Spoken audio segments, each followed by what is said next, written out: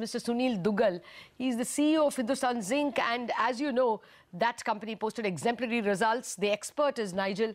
Go ahead, Nigel. All right, and we have Mr. Duggal with us. Thanks so much, Mr. Duggal, for joining in today. Well, zinc prices, that's something that's been a big outperformer, but in the last couple of months, it's corrected by close to around 10%. We wanted to understand what's your average estimate for FY18? I think I have a personal feeling that it should stay around 2,800 to 3,000 because, the recent what you have seen, the lowering of the prices, this was maybe a temporary phase. Now you have again seen the prices correcting up.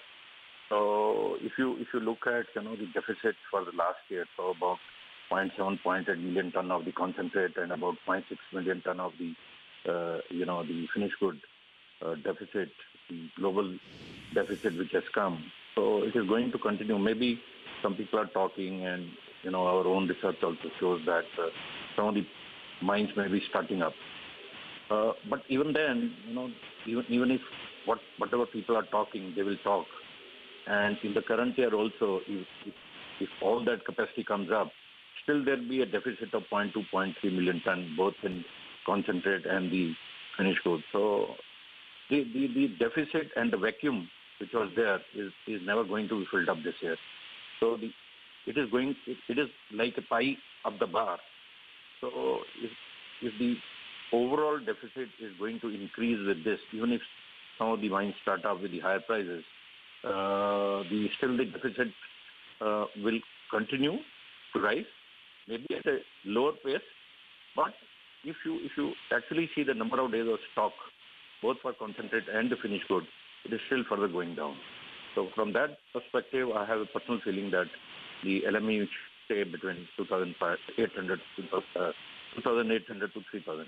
Right. Mr. Duggal, that's a valid point you are making, that you expect LME zinc prices to be at around the 2,800 mark. That zinc point, that's very, very important. A couple of Chinese smelters, they have restarted, and also, Vedanta's mine could restart in South Africa. Now, the number that we are working with really is the deficit number.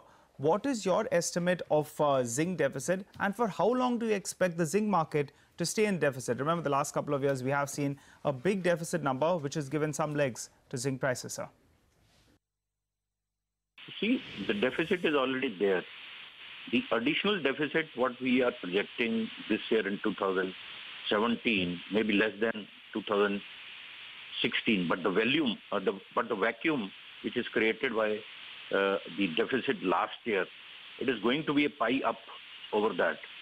So the overall what I say is that the deficit trend continues, even if all the mines which you are talking will start up in the current year, still the deficit would be there around 0.2, 0.3 million ton of the concentrate, and similar number could be there in the finished good also. So still the demand supply balance is not there even in the current year, and whatever the vacuum has come. So at some point of time, the concentrate stock was enough for 60-65 days.